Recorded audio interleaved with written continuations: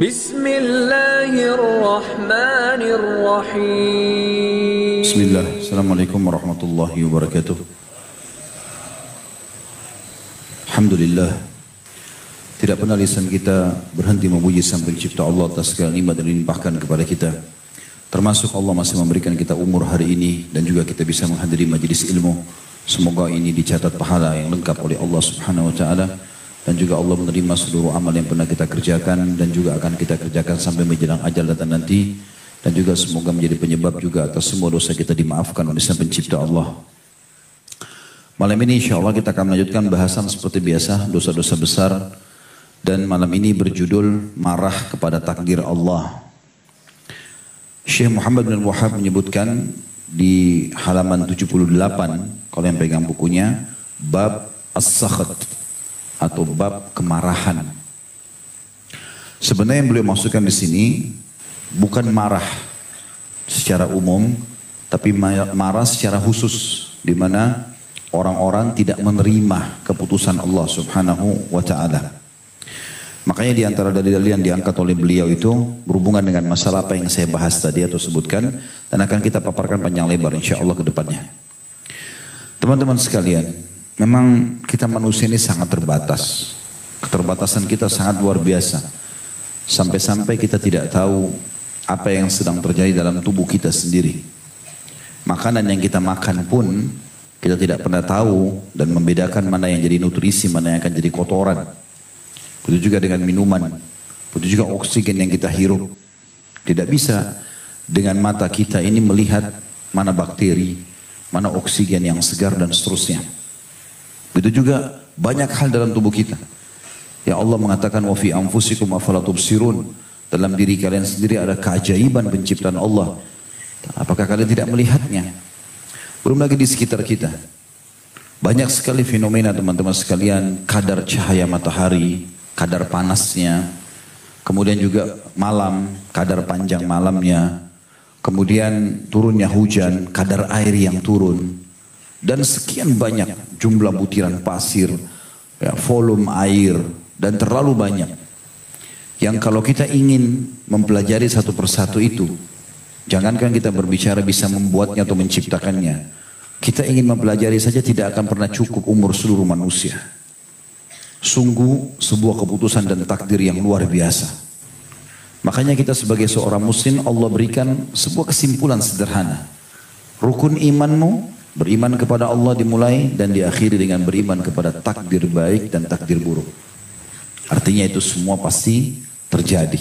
Kau terima tidak terima, maka pasti akan terjadi. Kita akan mulai teman-teman sekalian dulu membaca dalil yang ditulis oleh Syekh Muhammad bin Wahab rahimahullah. Ada 3 dalil yang diangkat oleh beliau.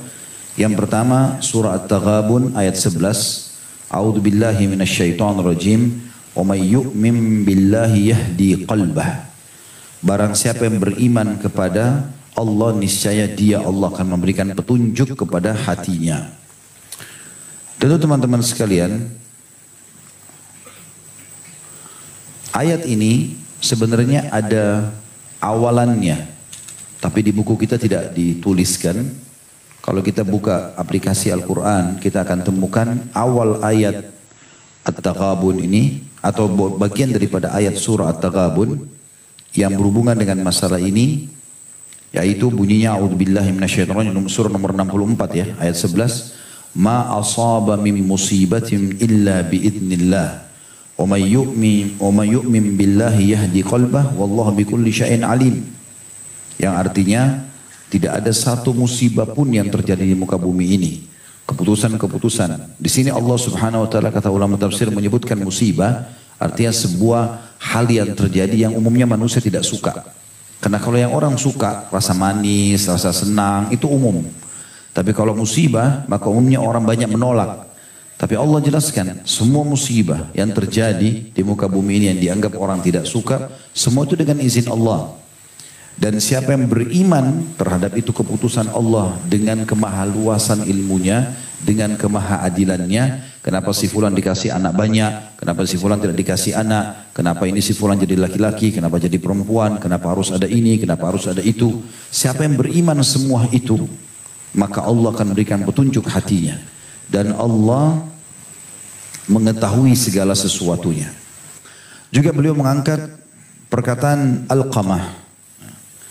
Beliau berkata, huwa ar-rajulu tusibuhul musibatu faya'lamu annaha min 'indillahi fayarda wa yusallim. Maksudnya musibah dalam ayat ini, At-Taghabun ayat 11 adalah sebuah musibah menimpa seseorang dan dia menyadari bahwa itu adalah takdir dari sisi Allah, maka dia ridha dan berserah diri. Apapun sifatnya. Mau kita tidak suka pun, itu berarti keputusan Allah. Dan pasti Allah melakukan itu dengan kemaha-adilannya dan kemahaluasan ilmunya. Pasti benar. Dan pasti ada sesuatu yang baik di situ kalau kita orang beriman. Dan pasti akan ada peringatan bagi orang-orang yang melakukan kemaksiatan.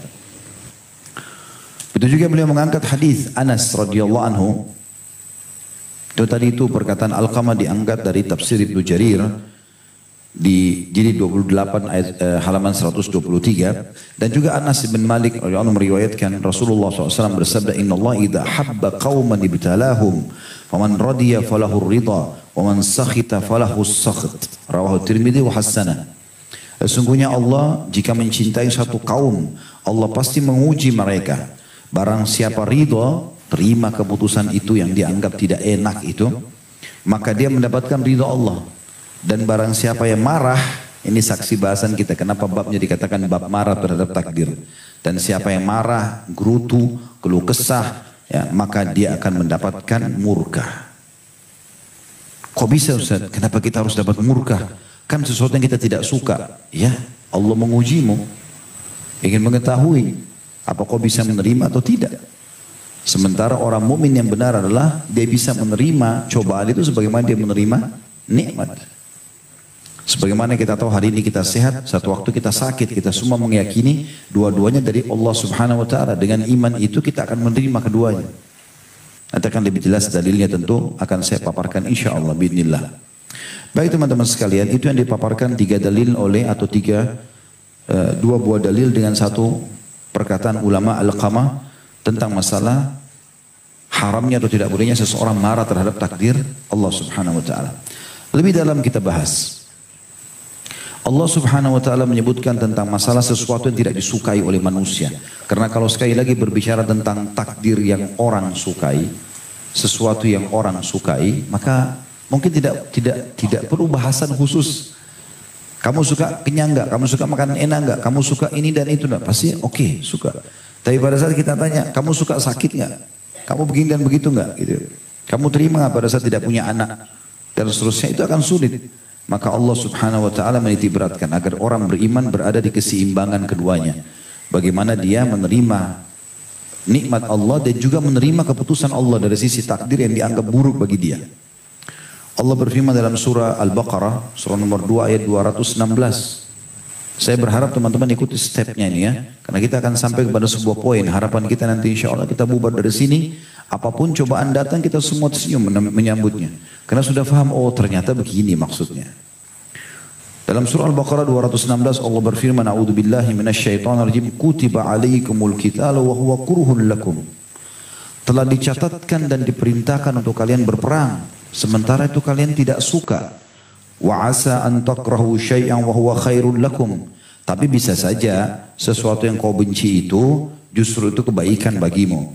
Wa asa an tuhibbu syai'an wa huwa syarrul lakum. Bisa saja sesuatu yang kalian suka itu ternyata buruk buat kalian. Wallahu ya'lamu wa antum la ta'lamun. Dan Allah lebih tahu sementara kalian tidak tahu itu. Maka tadi di pembukaan ceramah kita saya sudah bilang, terlalu banyak hal yang kita tidak tahu. Ikhwan dan akhwat sekalian. Bahkan kadang-kadang ada hal yang buruk di depan mata kita, tapi sebenarnya Allah jadikan untuk kebaikan, cuma kita tidak mengetahuinya. Tinggal bagaimana kita sebagai seorang muslim, kalau sudah terjadi kita menerimanya. Kalau belum terjadi kita ikhtiar untuk menghindari sesuatu yang berbahaya buat kita. Hasan Basri rahimahullah berkata, statement yang sangat menarik. Beliau mengatakan, la takrahul balayal waqi'ah. Jangan pernah kalian sebagai orang beriman membenci cobaan-cobaan yang sedang terjadi. Wan naqamatul hadithah. Dan juga kemalangan-kemalangan yang terjadi. Farubba amrin takrahu fihi najatuk. Bisa saja sesuatu yang kau tidak suka itu justru di situ kesuksesanmu. Walarubba amrin tu'thiruhu fihi abduk. Dan bisa saja sesuatu yang kau suka itu justru itu adalah kecelakaan bagimu. Al-Fadl ibn Sahal juga berkata rahimahullah, inna fil ilali la ni'mah. Sesungguhnya dalam cobaan-cobaan itu ada kenikmatan di situ. La yanbaghi lil akili an yajhalaha. Tidak layak bagi orang yang berakal luput darinya masalah itu. Fahiya tamhisu lidz-dzunub. Karena sudah pasti cobaan itu, manfaat pertama menurut beliau, Fadl ibn Sahal rahimahullah berkata, adalah pembersihan dosa-dosamu. Apapun cobaan datang, secara besar berarti bersihkan dosamu. Artinya kau tidak akan dihukum di akhirat. Di dunia rezekimu akan datang. Yang kedua, wa tu'rad li thawabus sabr. Engkau akan mendapatkan pahala sabar karena tidak akan dapat kecuali dengan cobaan. Yang ketiga, wa ikal minal ghaflah. Cobaan itu menyadarkan dari kelalaian. Dengan adanya cobaan, kita jadi sadar. Oh ternyata saya lalai. Oh ternyata saya salah. Yang keempat, wa tadhkiru bin ni'mah fi halis sihha. Dan dia akan mengingatkan tentang besarnya nikmat, terutama dalam keadaan sehat. Ada orang kalau datang cobaannya lagi sakit, lagi ada masalah berat pikirannya, maka di situ dia merasakan enak benar dulu waktu saya kemarin tenang ya, belum ada masalah, lagi sehat dan seterusnya. Maka dia jadi ingat nikmat itu. Kapan satu waktu Allah kembalikan lagi, dia akan lebih tenang.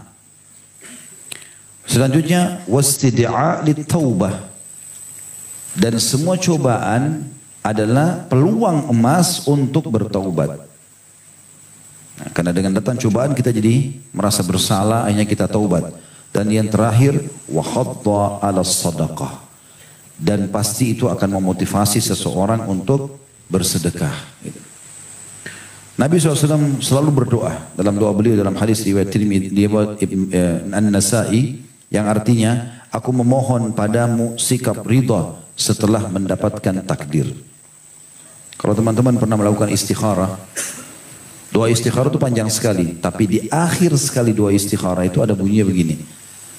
Wa in kana hadzal amr syarrun li fi dini wa dunyaya wa ma'ashi wa akibatu amri. Kalau keputusan ini ya Allah, pernikahanku, kerjaku, pindah kotaku, apa sajalah, bangun rumah, beli rumah, jual kendaraan, semuanya itu buruk buat diriku, buat agamaku, buat kehidupan duniaku, buat kehidupan akhiratku.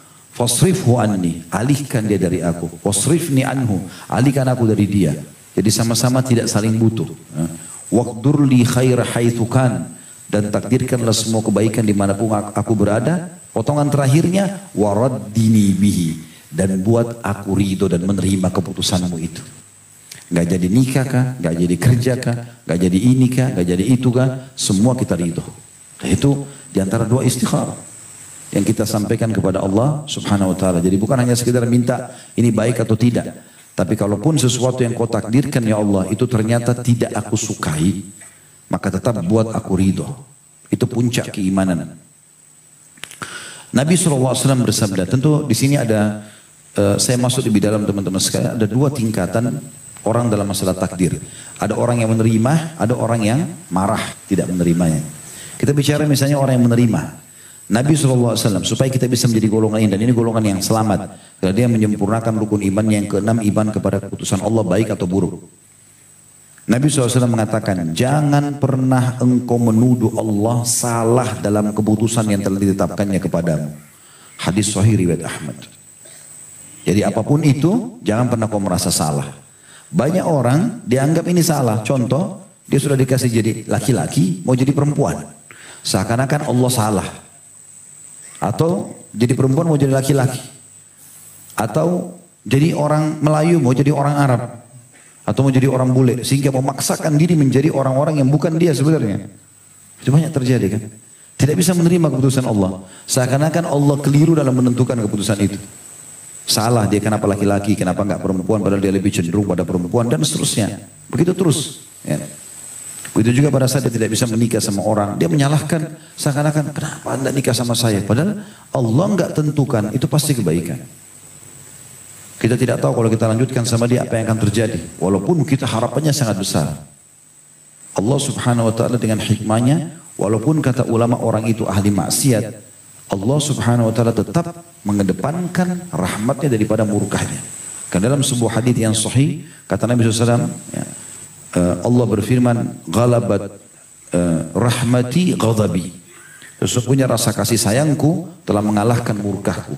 Salah satu maknanya hadis ini adalah, walaupun dia ahli maksiat, kalau dia mau terjerumus pada perbuatan yang lebih besar atau salah, Allah masih berikan peringatan supaya dia tidak terjerumus. Walaupun dia jengkel, dia marah, nanti di akhirat dia baru tahu, oh syukur Allah buat saya nggak jadi lakukan itu. Padahal dia penjahat misalnya. Apalagi kalau orang-orang yang dasarnya beriman. Ini perkataan Abu Darda indah sekali. Perhatikan teman-teman sekalian. Kata beliau radhiyallahu anhu, sesungguhnya bila Allah menerapkan sebuah takdir, kalau Allah tentukan apa saja, malamkah, siangkah, menyenangkankah atau menyedihkankah, kalau Allah menentukan sebuah takdir, maka dia Allah ingin agar takdir tersebut diterima dengan ridho. Jadi sesungguhnya bila Allah menerapkan sebuah takdir, maka dia Allah ingin agar takdir tersebut diterima dengan ridho. Diterima dengan lapang dada. Apakah itu kita suka atau tidak suka. Dan sikap ridho, lalu beliau jelaskan, sikap ridho adalah jika seseorang hamba, dan sikap ridho adalah jika seseorang hamba tidak ingin selain apa yang ia rasakan, baik kesulitan ataupun kemudahan. Dan sikap ridho adalah jika seseorang hamba tidak ingin selain apa yang ia rasakan, baik kesukaran ataupun kemudahan. Maksudnya kalau dia sukar pun tetap dia senang, ada kemudahan pun dia senang. Umar bin Abdul Aziz rahimahullah berkata, aku selalu berada di pagi hari dengan tidak memiliki rasa senang, tidak gembira, kecuali semua takdir aku terima dari qadha dan qadarnya Allah. Dari keputusannya Allah, semuanya aku terima. Jadi aku keluar pagi hari, mau tabrakan kah, mau diganggu orang kah, atau mau senang kah, pokoknya semua aku terima. Itu sifat orang beriman. Karena Allah tidak mungkin menzalimi hambanya. Sampai pernah ada seorang wanita, pernah kita ceritakan itu, dia sedang di salah satu tawanan perang. Wanita ini bukan muslim. Dia termasuk dalam tawanan perang kaum muslimin. Anaknya hilang. Dia cari-cari anaknya. Begitu dia dapat anaknya dalam kondisi panas, debu banyak, langsung disusui sama dia. Lalu kemudian Nabi SAW bilang kepada para sahabat, kalian lihat ini. Kata para sahabat, iya ya Rasulullah. Kata Nabi SAW, kira-kira kalau kita bakar api, ibu itu kita suruh lempar anaknya ke api, dia mau nggak? Tentu tidak ya Rasulullah. Gak ada ibu yang baru temukan anaknya setelah dia khawatir anaknya mati terbunuh, lalu dia susuin, kemudian dia suruh lempar di api. Apakah dia mau lakukan? Kata para sahabat, tidak ya Rasulullah. Kata Nabi SAW, demi zat yang jiwa Muhammad dalam genggamannya, Tuhan kalian Allah lebih sayang kepada kalian daripada ibu itu kepada anaknya. Jadi walaupun buruk di mata kita, Allah lebih tahu itu baik buat kita. Seperti itu memahaminya. Disebutkan di dalam beberapa statement para ulama tentang masalah ini. Kalau misalnya muncul pertanyaan di benak antum, kenapa saya diuji? Maka jawabannya sederhana. Ketahuilah bahwasanya bukan kamu sendiri yang diuji, kata ulama. Dan ketahuilah tidak akan bisa diketahui kualitas seseorang tanpa ujian dan cobaan. Dari mana kita bisa tahu kualitasnya pegawai itu? Siswa ini, mahasiswa itu tidak ada ujian. Kenapa kita di sekolah dan kampus ada ujian? Untuk apa? Begitu juga orang kalau di kantor, dia mau naik jabatan, ada ujiannya pasti. Gak mungkin tidak. Semua itu Allah subhanahu wa ta'ala datangkan karena memang tidak akan terlihat kualitas seseorang tanpa ujian. Berapa banyak keberanian terlihat setelah ujian perang datang. Berapa banyak pengorbanan, kedermawanan terlihat setelah memang datangnya bencana. Terlihat siapa yang dermawan, siapa yang tidak. Dan Allah subhanahu wa ta'ala berfirman dalam surah Al-Ankabut. Surah nomor 29 ayat 1 sampai ayat 3. A'udzu billahi minasyaitonir rajim. Alif lam mim. Alif lam mim. Huruf-huruf pertama dalam Al-Qur'an yang Allah lebih tahu maknanya. Ahasiban nasu ayyutraku an yaqulu amanna wa hum la yuftanun. Apakah manusia mengira mereka akan dibiarkan sementara mereka mengatakan beriman dan mereka tidak diuji? Pasti diuji. Benar gak imanmu ini? Benar gak kau loyal dengan perusahaan? Walaqad fatanna alladziina qablahum, dan kami telah menguji orang-orang sebelum mereka. Fala ya'lamannallahu alladziina shadaqu wa la ya'lamannal kadhibin. Dan dengan ujian itu Allah bisa tahu mana yang jujur dengan keimanannya dan mana yang dusta. Ya. Waktu sahabat-sahabat Nabi dengar, kebetulan mereka tidak ikut ke Badar, lalu mereka dengar sahabat-sahabat pulang dari Badar, oh luar biasa malaikat hadir, pemimpin Quraisy si fulan mati, si fulan mati. Tadinya mereka takut perang, tapi setelah mereka perang mereka rasakan kenikmatannya. Karena akhirnya mereka gembira, menang, agama Islam dimenangkan, Allah berikan mereka ghanimah yang sangat banyak, dijamin surga bagi mereka.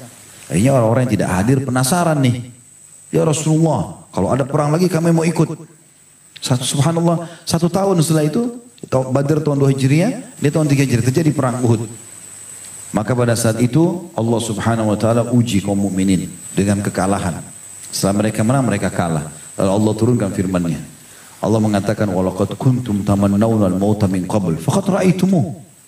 Dulu kalian banyak ngomong nih. Oh mau mati syahid, mau seperti di Badar. Sekarang kalian sudah lihat, mana buktinya? Jadi Allah SWT uji. Dan di situ kelihatanlah muncullah Anas bin Nadhr, muncullah Hamzah bin Abdul Muttalib dan sahabat-sahabat Nabi memang yang betul-betul jujur dengan keimanannya, memang cari kematian dan mau surga. Begitu juga kalau ada yang mengatakan, kenapa saya tidak dapat apa yang saya inginkan? Saya mau nikah sama fulan, saya mau bekerja di tempat ini, kenapa ya belum bisa ya? Maka Allah Subhanahu wa taala mengingatkan tadi dalam Al-Baqarah ayat 216. Ingat selalu itu, wa asa an takrahu syai'an wa huwa khairun lakum. Bisa saja kalian benci sesuatu tapi itu lebih baik bagi kalian. Wa asa an tuhibbu syai'an wa huwa syarrun lakum. Bisa saja kalian suka sesuatu tapi itu buruk bagi kalian. Wallahu ya'lamu wa antum la ta'lamun. Allah tahu dan kalian tidak tahu.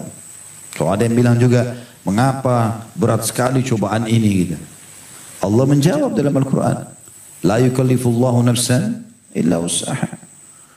Dalam surah Al-Baqarah ayat 286, Allah tidak akan menguji seorang hamba di atas kemampuannya. Dan Nabi SAW juga mengatakan dalam hadis yang sahih, sesungguhnya Allah tidak akan menguji seorang hamba di atas kemampuannya. Berarti kita mampu melaluinya itu. Kita mampu melaluinya. Dan yang paling mahal dari sebuah cobaan teman-teman sekalian adalah kita ambil pengalaman hidup. Wah, itu mahal sekali. Kita kalau sudah pernah sakit, kita jadi tahu, oh saya sakit dulu begini. Bahkan dengan itu kita jadi tahu bagaimana dulu kita istirahat, bagaimana kita dokter siapa yang kita datangi, obat mana yang kita minum. Kita jadi tahu punya pengalaman dan itu mahal. Sampai pepatah bahasa Arab mengatakan, kalau ada orang lebih tua daripada kamu 1 hari, berarti dia punya pengalaman 100 hari. Maka raihlah 100 hari pengalaman dari dia itu. Karena mahal sekali pengalaman hidup itu. Itu juga kalau ada orang sudah frustasi, dianggap dirinya sudah nggak bisa lalui cobaan, berat, keluh kesah begini, Allah juga menjawab dalam Al-Quran, dalam surah Al-Imran, surah nomor 3139. A'udzubillahi minasyaitonirrajim wa la tahinu. Jangan pernah merasa lemah. Orang beriman harus kuat, yakin dengan janji Allah. Wa la tahzanu, jangan sedih. Wa antumul a'launa in kuntum mu'minin. Kalian pasti menang. Kalian pasti akan beruntung, kalian akan pasti dapat jalan keluar kalau kalian beriman. Kalau ada yang menanyakan bagaimana caranya saya menghadapinya, Allah juga menjawab dalam Al-Imran ayat 200. Semua cobaan, pegang ini Al-Imran ayat 200, surah nomor 3 ayat 200. Akhir ayat dalam surah Al-Imran. Allah SWT berfirman, wasiat untuk orang-orang beriman, a'udzubillahi minasyaitonirrajim, ya ayyuhalladzina amanu. Hai orang beriman, isbiru, sabar. Wasabiru, kuatkan sabar kalian itu. Warabitu, tetap kalian berjuang, berusaha cari jalan keluar. Makna letterletnya, tetap kalian berjaga-jaga di perbatasan antara kalian dengan orang kafir. Tapi di sini makna umumnya adalah, tetap kalian ikhtiar, coba terus, berobat terus, ikhtiar terus, jangan putus asa. Dikatakan wattaqullaha la'allakum tuflihun, dan ikuti semua itu dengan ketakwaan. Artinya bentuk ikhtiarmu jangan sampai masuk kepada hal-hal yang haram. Ya, agar kalian beruntung. Kalau ada yang bertanya, lalu kalau saya sabar apa yang saya dapatkan? Banyak sekali dalilnya. Di antara firman Allah Subhanahu wa taala, yang sabar bekerja belum dapat pekerjaan, yang mau nikah belum dapat pekerjaan, dia sudah menikah lalu bercerai dengan pasangannya tanpa dia inginkan, belum dikasih anak, banyak cobaannya, macam-macam, gangguan tetangga, gangguan orang kantor, dihina fisik, dihina segala macam, semua itu Allah mengatakan dalam Al-Quran surah At-Taubah, surah nomor 9 ayat 111. Balasannya apa? Inna Allah ashtara minal mu'minina anfusahum wa amwalahum bi anna lahumul jannah. Sesungguhnya Allah membeli dari orang-orang beriman diri mereka, dicoba oleh Allah SWT dengan segala macam, dan harta mereka yang mereka keluarkan agar mereka mendapatkan surga. Balasannya surga. Nah, abadi selama dalam kenikmatan. Juga di dalam firman Allah Subhanahu wa taala, atau kalau ada yang mengatakan apa yang harus, jadi kalau itu jawab, itu pertanyaan-pertanyaan, itu jawabannya teman-teman sekalian. Jadi kita harus kembali kepada keyakinan kalau semua takdir adalah kebaikan yang Allah berikan, walaupun itu buruk di mata kita. Dan Allah Subhanahu wa taala menyuruh kita untuk bertawakal kepadanya.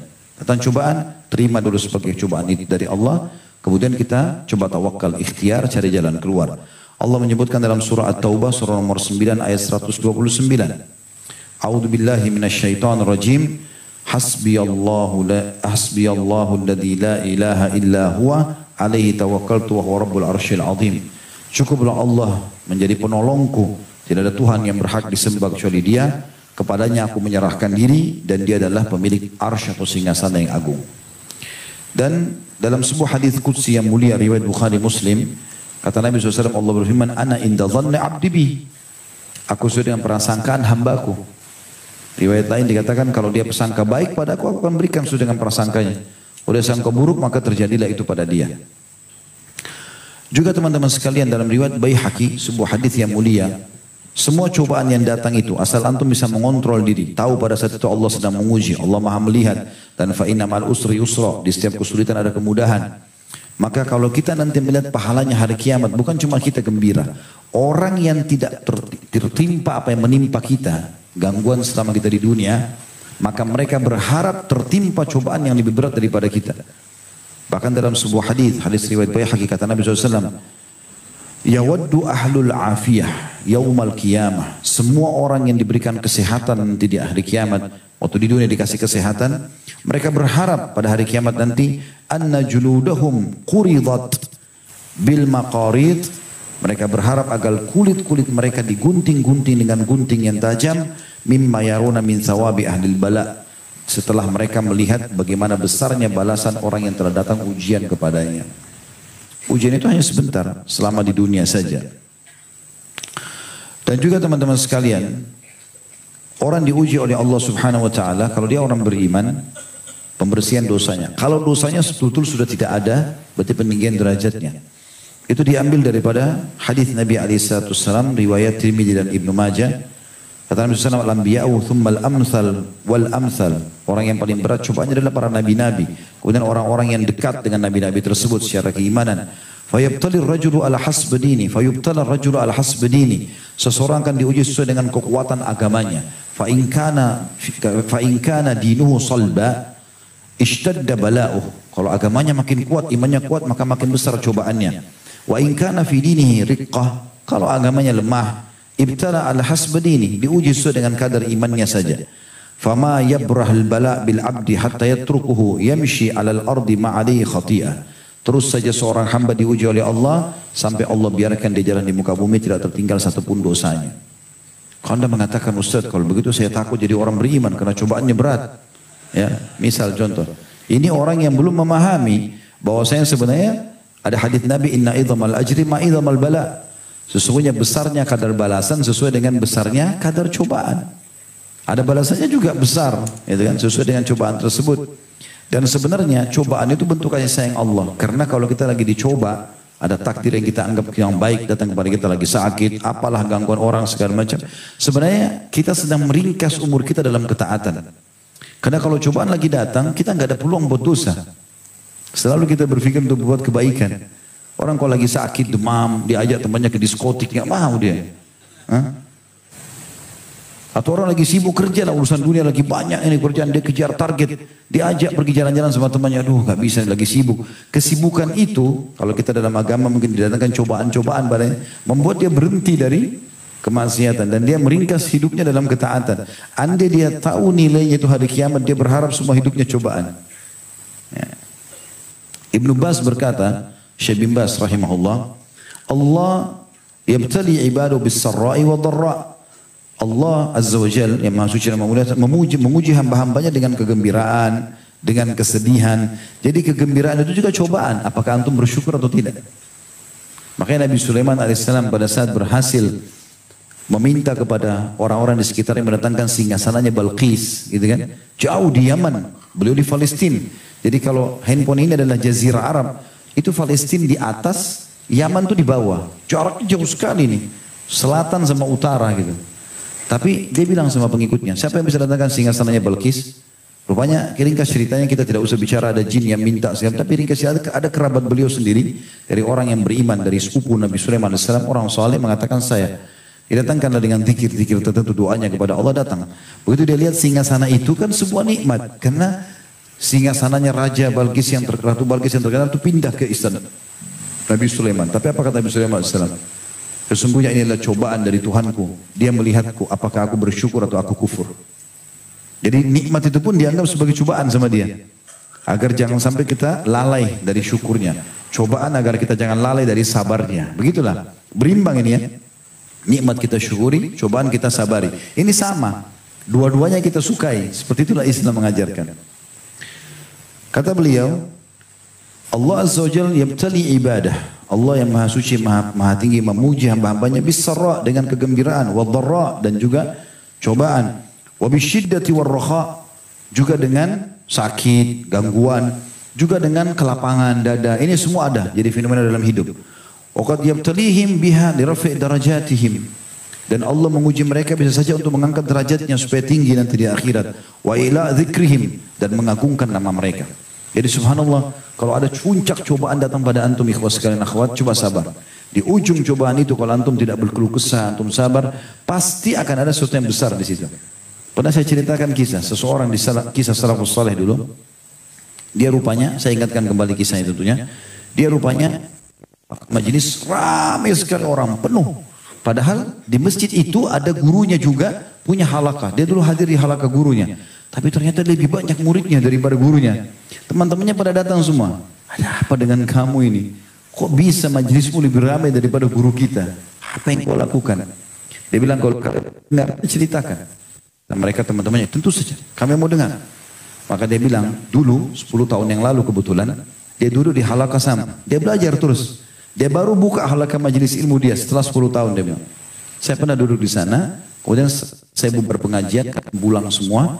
Lalu saya tinggal sama kita. Datang satu orang putih, tampan, bajunya bersih masuk di majelis. Lalu bilang kepada guru kita, Syekh, saya mau. Katanya, baiklah. Apa bisa saya bantu? Dia bilang, saya mau cari jodoh. Lalu tiba-tiba guru kita bicara sama saya, kau mau jadi anak mantunya orang ini? Saya lihat orang itu putih, tinggi, tampan. Pasti anaknya juga begini nih. Dia bilang, saya tidak banyak pikir. Saya bilang, iya, mau. Dinikahkan. Karena ini walinya perempuan. Tiba-tiba setelah akad nikah pergi ke rumahnya mertuanya. Sudah jadi mertua sekarang. Belum pernah lihat istrinya nih. Masuk ruang tamu. Kalau mertuanya mengatakan, dia bilang, orang ini bilang, saya masuk rumahnya mewah, bagus. Luar biasa pokoknya gitu. Terlihat bekas nikmat itu. Lalu dia bilang, tunggu sini saya siapkan istrimu. Setelah selesai, bapak saat dia bilang, masuklah. Begitu saya masuk ke dalam kamar, ketemu istri saya temukan istri, ada 10 atau 11 aib pada istri saya. Satu saya sudah cukup saya ceraikan. Matanya satu rusak, tangannya, kakinya pincang, luar biasa. Ada 11 aib, satu saya sudah cukup saya ceraikan. Saya sudah niat mau keluar, ceraikan dia. Tiba-tiba istri saya merangkak, dalam kondisi dia lumpuh, memegang kaki saya lalu mengatakan, saya cuma minta satu. Biar kau nggak sentuh saya, jangan ceraikan saya. Saya mau meninggal dalam kondisi saya berstatus sebagai seorang istri. Dia bilang hati saya tersentuh untuk membantu dia, saudari muslimah sekarang sudah status istri saya, itu pun karena keputusan saya sendiri, maka saya bersabar. 10 tahun tidak ada yang tahu saya nikah sama wanita cacat, kecuali saya sama mertua saya. Dan sekarang saya ceritakan kalian karena istri saya sudah meninggal dunia. Dia bilang perlu kalian tahu setelah istri saya meninggal, hari pertama meninggalnya, maka pada saat itu Allah bukakan saya rezeki, peluang-peluang usaha. Termasuk saya buka halaqah taklim seperti anda lihat semua. Dia bilang ramai sekali. Karena cobaannya datang. Tapi dia bersabar. Di setiap ujung cobaan ada sesuatu yang besar. Jadi jangan berkeluh kesah. Gitu kan? Berarti Allah sedang menyiapkan sesuatu. Lulus gak ujiannya nih? Gitu kan? Juga dikatakan oleh beliau selanjutnya. Jadi maka dikatakan lirafa darajatim, untuk mengangkat derajat mereka, wa ila dzikrihim, dan mengagungkan penyebutan nama mereka. Jadi punya kedudukan. Wa mudha'afa hasanatihim, dan juga melipat gandakan balasan pahala mereka, kama yaf'alu bil anbiya wa rusul alaihi wassalatu wassalam, sebagaimana Allah lakukan itu pada nabi-nabi dan rasul-rasul. Wa sulha min ibadillah, dan juga orang-orang soleh. Fatwa di jilid 4 halaman 370. Juga sabda Nabi SAW ini pernah saya sampaikan hadisnya, tapi hadis ini kita sebutkan lagi. Orang yang paling berat cobanya para nabi-nabi, kemudian orang yang paling dekat imannya setelah itu dari orang-orang soleh. Dan ketahuilah seseorang orang soleh itu diuji oleh Allah SWT di harta, sampai dia tidak punya lagi sama sekali harta. Miskinnya luar biasa, susah sekali hidupnya. Susah sekali hidupnya, sampai dia tidak bisa tambal bajunya kecuali dari kain-kain bekas. Tapi ketahuilah, mereka dengan imannya mencintai cobaan itu sebagaimana kalian cintai kemewahan. Ada saya temui orang subhanallah begitu, tadinya dia kaya raya, luar biasa Allah angkat derajatnya, terus tiba-tiba Allah uji dengan cobaan yang sangat jatuh, drop, bangkrut usahanya segala macam. Tapi dia bisa senyum, sebagaimana dia senyum pada saat diberikan nikmat. Itu tingkat keimanan yang paling luar biasa. Kemudian juga di dalam perkataan ini atau dalam masalah ini Ibnu Taimiyah berkata rahimahullah, wa in azumat al-mihna kana dzalika lil mu'mini shalihu sababan li ulud darajati wa 'azimil ajr. Ketahuilah makin besarnya sebuah cobaan bagi seorang hamba beriman yang saleh, itu pasti akan menjadi tingginya derajatnya dan terlipat gandakan pahalanya. Dalam perkataan lain beliau mengatakan, wallahu ta'ala qad ja'ala akmal mu'minina imanan a'dhammu bala'a. Dan ketahuilah Allah menjadikan orang-orang beriman itu yang paling berat, yang paling sempurna imannya, yang paling berat cobaannya. Jadi cobaan-cobaan itu seperti ini misalnya, kalau ada orang biasa awam sakit demam 3 hari, mungkin orang ini 1 minggu. Umum orang semua diuji, tapi bukan diuji yang sama semua orang, tapi orang beriman lebih lama selesainya misalnya, atau lebih berat cobaannya dari sisi itu. Mungkin orang cuma flu, dia flu sama demam. Gitu. Seperti itulah, karena hadis tadi ini tentang nabi-nabi, orang yang paling berat cobaannya adalah keluar karena Nabi SAW lagi demam. Dan pada saat itu sahabat datang lalu memegang, kaget dengan demam Nabi SAW. Maka Nabi waktu ditanya, apakah anda ya Rasulullah mendapatkan 2 pahala karena demam seperti ini? Kata Nabi SAW, iya. Sesungguhnya besarnya pahala sesuai dengan kadar besarnya cobaan. Al-Munawi berkata, barang siapa yang menyangka bahwa apabila seorang hamba ditimpa ujian yang berat itu adalah sebuah kehinaan, maka sungguh akalnya telah hilang dan hatinya telah buta. Betapa banyak orang soleh yang mendapatkan cobaan. Tidakkah kita melihat bagaimana Nabi Yahya bin Zakaria disembelih atau dibunuh oleh kaumnya sendiri. Terbunuhnya 3 khulafaur rasyidin, Umar bin Khattab ditusuk oleh Abu Lu'lu', Utsman bin Affan dibunuh oleh kaum Khawarij, gitu kan? Ali bin Abi Thalib dibunuh oleh kaum Khawarij. Ini orang-orang mulia. Sampai Nabi SAW waktu pernah jatuh sesuatu barang dari beliau, kemudian Ali bin Abi Thalib yang memungutnya. Lalu Nabi berkata kepada sahabat-sahabat yang ada di situ, kasihan sepupuku ini, nanti dia akan diuji oleh Allah dengan terbunuhnya di bagian kepalanya. Sampai Ali tahu. Ali mengatakan, dia sudah dengar lalu dia mengatakan, sungguh demi Allah yang jiwa Ali dalam genggamnya, nanti akan ada pisau seseorang tertusuk di sini dan tembus ke sini. Jadi tunjuk tubuhnya. Dia tahu Nabi SAW menerima. Jadi kematian itu dia tidak rasakan lagi, dia cuma rasakan sakaratil maut gitu kan. Ketika terbunuhnya Al-Husain, cucu Nabi SAW, terbunuhnya Ibnu Zubair, Abdullah bin Zubair di Mekah. Ya, sampai Asma, ibunya dia, Asma binti Abi Bakar, anaknya Abu Bakar. Dan ini wanita mulia sekali, terkenal. Istrinya Zubair, ayahnya dia Zubair bin Awam. Abdullah bin Zubair, waktu hari terakhir digempur di Mekah oleh pasukan Hajjaj, gitu kan. Dia dekati ibunya, ibunya sudah buta matanya, Asma. Lalu kemudian dia datang lalu mengatakan, ibu, saya ingin meminta pendapatmu, gitu kan. Maka kata Asma, wahai anakku, kalau kau yakin kau benar, majulah. Dan jangan pernah kau ragu untuk dipermainkan oleh Bani Umayyah, gitu kan, maksudnya yang menyerangnya, pasukannya itu. Lalu kemudian, aku berharap kematianmu nanti itu benar, kau mati syahid. Dia mengatakan, demi Allah, kata Asma, kalau kau ingin akhirat, kau ingin Allah, kau akan mati syahid. Tapi kalau kau inginkan dunia, maka kau tidak akan dapatkan kecuali kehinaan. Kata Abdullah bin Zubair, demi Allah wahai ibuku, aku tidak ingin kecuali akhirat. Demi Allah, bersumpah atas nama Allah. Lalu dia peluk ibunya. Waktu dipeluk, Asma pegang bajunya dia, ada baju besinya. Lalu kata Asma, sungguh orang yang mau mati syahid tidak akan pakai baju seperti kamu. Padahal ibunya buta. Pakai baju besi untuk apa? Kau mati syahid kan? Maka dia buka baju besinya, tinggal bajunya. Kata Asma, peluk saya, dipeluk lagi. Langsung dia mengatakan, demi Allah juga kau masih pakai baju. Dibuka bajunya, disuruh buka bajunya, lalu disuruh anaknya menghadapi peperangan sampai terbunuh mati syahid. Radhiyallahu anhu. Dan sekian banyak contoh kisah. Dan beliau mengatakan begitu juga dengan Ibnu Jabir. Kemudian Abu Hanifah pernah dipenjarakan. Di akhir hidup Abu Hanifah, imam madhab itu, dipenjara dan mati dalam penjara. Dan juga Imam Malik rahimahullah pernah dibuka bajunya lalu dicambukin oleh orang-orang yang tidak bertanggung jawab. Kemudian sempat ditarik sampai tangannya copot. Rahimahullah. Begitu juga dengan Imam Ahmad pada saat mempertahankan tentang Quran adalah perkataan Allah. Dikatakan pada saat itu oleh kaum Mu'tazilah kalau Quran itu adalah makhluk. Beliau pertahankan sampai dicambuk-cambuk, dirantai berdarah-darah, disayapi kulitnya. Dalam kondisi beliau hidup. Dan sekian banyak juga contoh-contoh dalam masalah kesabaran mereka. Karena mereka tahu sebagaimana Allah berikan mereka nikmat, maka begitu pula mereka menikmati cobaan tersebut. Dan tidak akan mungkin salah apa yang Allah ujikan kepada mereka. Makanya teman-teman orang-orang non-muslim pun sekarang membahasakan ya.